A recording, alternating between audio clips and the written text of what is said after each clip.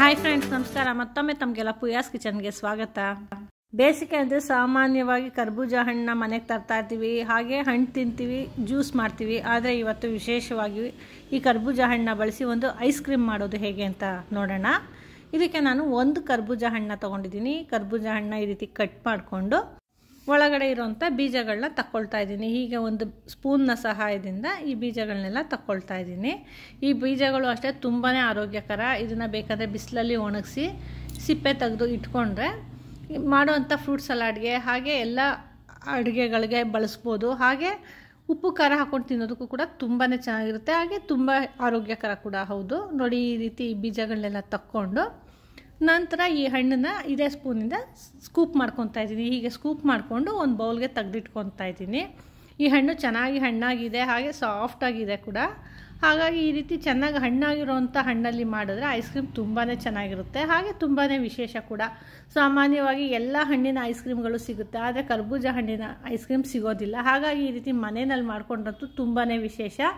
ಕೇವಲ ice cream ಅಷ್ಟೇ ಅಲ್ಲ, ಯಾವುದೇ ಅಡುಗೆಗಳಾಗಲಿ ಮನೆಯಲ್ಲಿ ಮಾಡ್ಕೊಂಡು ತಿಂದರೆ ಅದ್ರ ರುಚಿನೇ ತುಂಬಾ ಚೆನ್ನಾಗಿರುತ್ತೆ, ಹಾಗೆ ಹೈಜೆನಿಕ್ ಆಗಿ ಕೂಡ ಇರುತ್ತೆ, ಹಾಗೆ ಯಾವುದೇ ಪ್ರಿಸರ್ವೇಟಿವ್ಸ್ ಕೂಡ ಇರೋದಿಲ್ಲ. ನೋಡಿ, ಈ ರೀತಿ ಎಲ್ಲ ಹಣ್ಣನ್ನು ಚೆನ್ನಾಗಿ ಸ್ಕೂಪ್ ಮಾಡಿಕೊಂಡು ತಗೊಂಡಿದ್ದೀನಿ. ಹೀಗೆ 2 ಹೋಳುಗಳನ್ನ ಈ ರೀತಿ ಸ್ಕೂಪ್ ಮಾಡಿ ತಗೊಂಡಿದ್ದೀನಿ. ಈ ರೀತಿ ಸ್ಕೂಪ್ ಮಾಡ್ಕೊಳ್ಳೋದ್ರಿಂದ ಸಾಫ್ಟ್ ಪೋರ್ಷನ್ನ ಮಾತ್ರ ಸ್ಕೂಪ್ ಮಾಡ್ಕೋಬೋದು. ಆ ಸಿಪ್ಪೆ ತಳದಲ್ಲಿರೋಂಥ ಹಾರ್ಡ್ ಪೋರ್ಷನ್ನ ಹಾಕ್ಕೋಬಾರ್ದು, ಯಾಕಂದರೆ ಅದು ಮಿಕ್ಸಿಗೆ ಹಾಕೊಂಡಾಗ ಅದು ತುಂಬ ನೈಸ್ ಗ್ರೈಂಡ್ ಆಗೋದಿಲ್ಲ. ಅದಕ್ಕೋಸ್ಕರ ನೋಡಿ, ಈಗ ಎಲ್ಲ ತಗೊಂಡಿದ್ದಾಗಿದೆ. ಈಗ 1 ಪೀಸಷ್ಟು ಹಣ್ಣನ್ನು ತಗೊಂಡು ಈ ರೀತಿ ಸಣ್ಣದಾಗಿ ಕಟ್ ಮಾಡಿ ಇಟ್ಕೊಂಡಿದ್ದೀನಿ.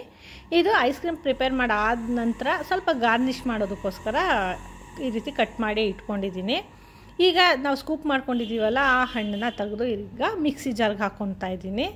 ಈ ರೀತಿ ಸ್ಕೂಪ್ ಮಾಡಿದಾಗ ಬಂದಿರೋಂಥ ಹಣ್ಣಿನ ರಸ ಕೂಡ ಈ ಮಿಕ್ಸಿ ಜಾರ್ಗೆ ಹಾಕ್ಕೋಬೇಕು.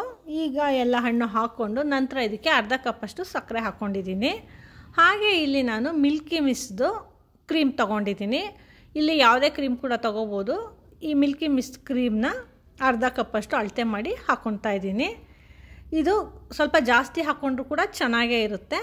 ಈ ರೀತಿ ಕ್ರೀಮ್ ಇಲ್ಲ ಅಂದರೆ ಹಾಲನ್ನ ಚೆನ್ನಾಗಿ ಕಾಯಿಸಿ ತಿಕ್ ಮಿಲ್ಕ್ನ ಕೂಡ ಹಾಕ್ಕೋಬೋದು, ಅಥವಾ ಇದು ಸಬ್ಸ್ಟಿಟ್ಯೂಟ್ ಆಗಿ ಮೊಸರನ್ನ ಕೂಡ ಹಾಕ್ಕೋಬೋದು. ಆದರೆ ಮೊಸರು ಹಾಕ್ಕೊಳ್ಬೇಕಾದ್ರೆ ತುಂಬ ಗಟ್ಟಿಯಾಗಿರೋಂಥ ಮೊಸರು ಹಾಕ್ಕೋಬೇಕು. ಅದನ್ನ ಹಂಕರ್ಡ್ ಹಾಕ್ಕೊಂಡ್ರೆ ತುಂಬ ಚೆನ್ನಾಗಿರುತ್ತೆ. ಈಗ ಇದನ್ನು ಚೆನ್ನಾಗಿ ರುಬ್ಕೊಳ್ಳೋಣ.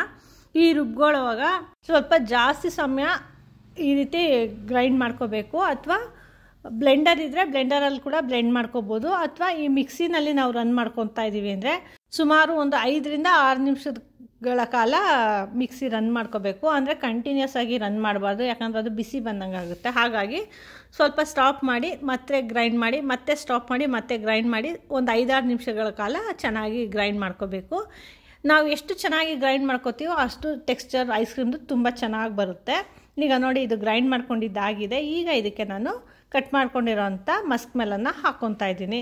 ಈಗ ಈ ರೆಡಿ ಮಾಡಿರೋಂಥ ಐಸ್ ಕ್ರೀಮ್ನ ಈ ರೀತಿ ಗ್ಲಾಸ್ ಬಾಕ್ಸ್ಗೆ ಇಟ್ಕೊತಾ ಇದ್ದೀನಿ. ನೋಡಿ, ಇದು ಕಂಪ್ಲೀಟಾಗಿ ಹಾಕ್ಕೊಂಡಿದ್ದೀನಿ.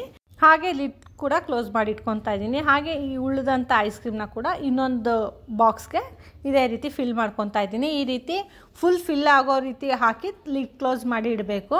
ಆ ಬಾಕ್ಸ್ಗೆ ಮತ್ತು ಆ ಲಿಡ್ಗೆ ಯಾವುದೇ ಗ್ಯಾಪ್ ಇಲ್ಲದೆ ಇರೋ ರೀತಿ ಕ್ಲೋಸ್ ಆಗಬೇಕು.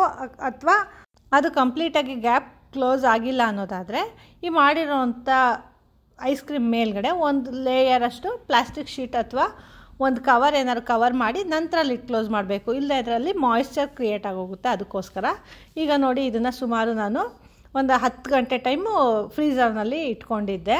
ಈಗ ಇದನ್ನ ಓಪನ್ ಮಾಡಿ ನೋಡ್ತಾ ಇದ್ದೀನಿ.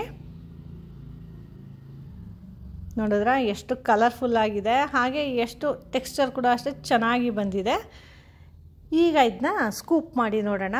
ಈಗ ನೋಡಿ, ಸ್ಕೂಪ್ ಮಾಡ್ತಾಯಿದ್ರೆ ಅಷ್ಟೇ ಕೂಡ ಎಷ್ಟು ಚೆನ್ನಾಗಿ ಬರ್ತಾಯಿದೆ ನೋಡಿದ್ರೆ. ಸ್ಕೂಪ್ ಮಾಡಿದ್ರೆ ಈ ಸ್ಕೂಪ್ ಮಾಡಿ ಒಂದು ಬೌಲ್ಗೆ ತೆಗೆದಿಟ್ಕೊತಾ ಇದ್ದೀನಿ.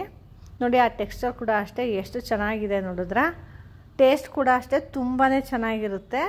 ಹಾಗೆ ಈ ಮಸ್ಕ್ ಮೆಲನ್ ಫ್ಲೇವರ್ ಅಂತೂ ತುಂಬಾ ಚೆನ್ನಾಗಿರುತ್ತೆ.